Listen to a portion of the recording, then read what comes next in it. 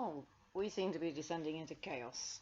Having stopped in mid-chapter 3 days ago now. I stopped in mid-chapter, in mid-paragraph 2 days ago and forgot to read at all yesterday, having gone out for a bit of a walk, which lasted 2.5 hours, so I just wanted to lie down when I got back. Well, here we are, still in chapter, what are we in? 23, which is called The Full Moon, it says at the top of the page. They were not flying so high this time. John was bouncing up and down with excitement. Boy, oh boy, this is terrific. There's the lodge and the gardener's cottage, and that must be the railway by Spinnaker's Wood. A train, like a jewelled snake, was threading its way through the darkness. A bat blundered into them and squeaked something.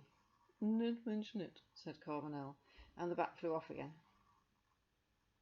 Not sure a bat blunders into anyone ever, but still, oh yeah. Soon they were over the first huddle of houses, and as they flew above the town, the broom rose heavily. It was travelling more slowly now. The extra weight of John was telling on it. It skirted a tower here and a block of flats there, as though it was conserving its strength.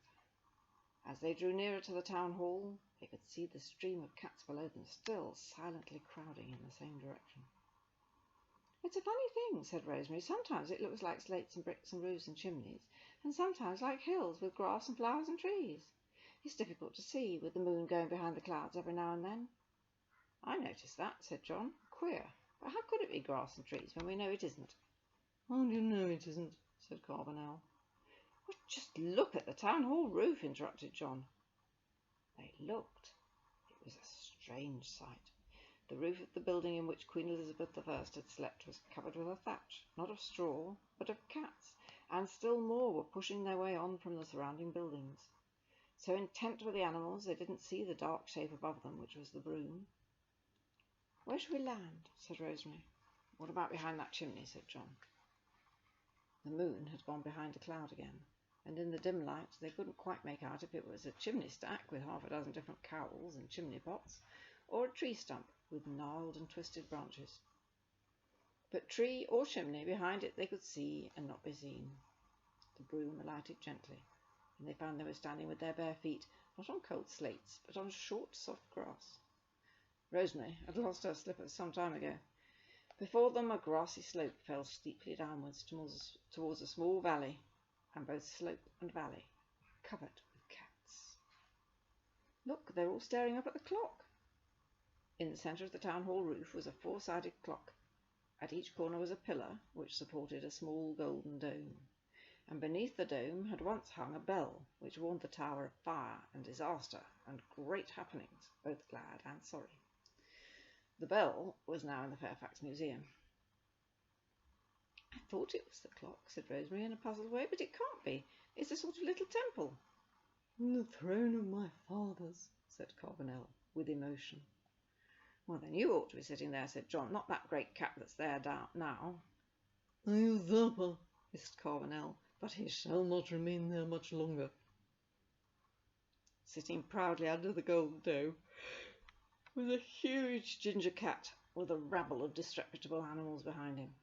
"I say," said John excitedly, "I do believe—" "Hush, he's talking," said Rosemary. "Listen to me," said the ginger cat. There was a sighing murmur from the animals gazing up at him, and the rabble behind him pushed and jostled. "Have you all brought your offerings, every cat and kitten among you?" There was a murmur from the assembled cats. "But, sir," said a voice from the front rank, "it is not possible for all cats to bring an offering. Many are poor and old." "Silence!" spat the ginger cat in a voice that made half the listening animals step back. "If you are poor, others are not. There are larders and shop counters, are there not? Now, don't tell me you're going to be so simple as to tell me you have no money, as though you're merely humans. A pounce, a spring when their backs are turned, and the herring, the chicken, or whatever, it is yours. My court," he turned and indicated the grinning animals behind him, "my court and I shall not ask where you bring the offerings from, so long as they are there, but bring them you must." "This is frightful," muttered Carbonel, "far worse than I dreamed. Here at the law-giving to incite them to rob and steal." "But look here," said John again, "I'm quite sure it's—" But the ginger cat was speaking again, and Carbonel said, "Hush." "Come forward, any animal who's been foolish enough to come without an offering," went on the ginger animal, in a voice that was soft, but so wicked that it froze the marrow in their bones. A dozen cats cringed forward. Most of them were very old or very young.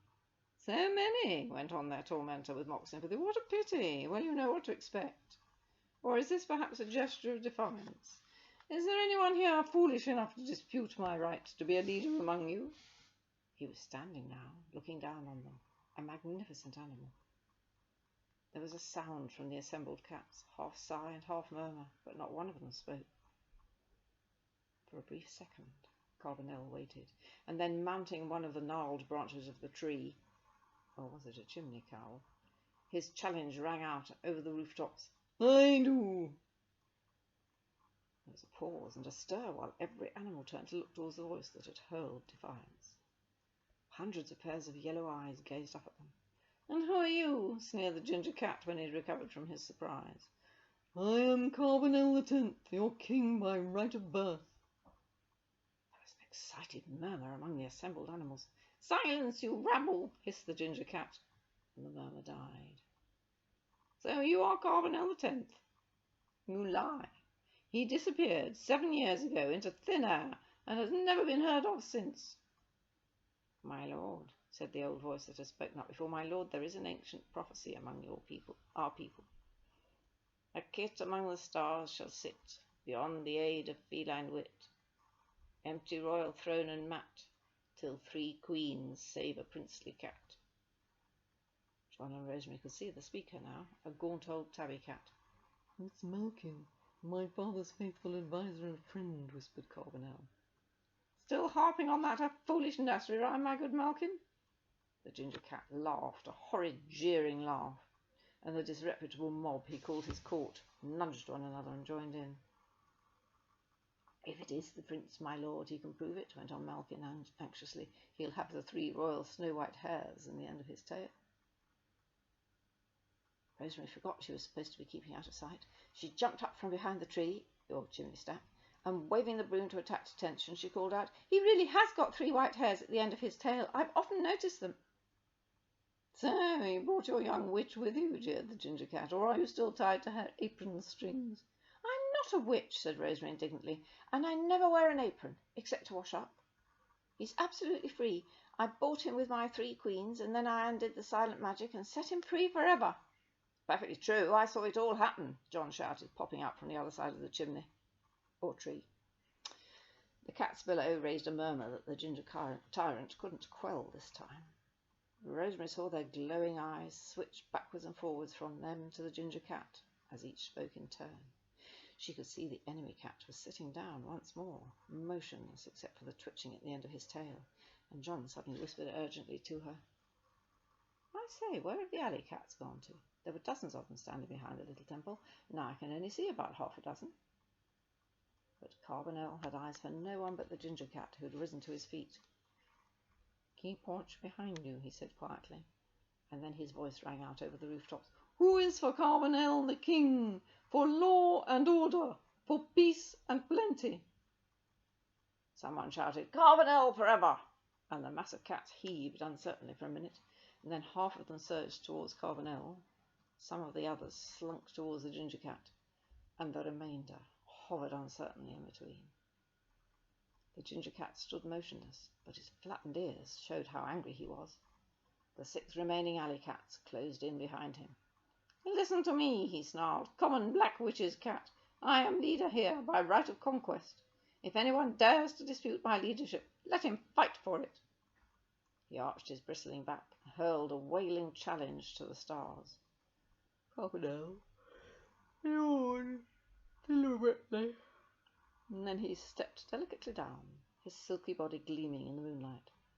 Some of the cats closed in behind him, but without taking his eyes off his enemy, he said, "Stand back, my people. This is between the 2 of us alone." He moved slowly and deliberately into the arena at the foot of the slope. And that is the end of that chapter.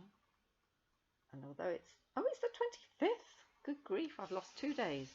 I will read you chapter 24 tomorrow, when it will be the 26th. And tomorrow it is the battle.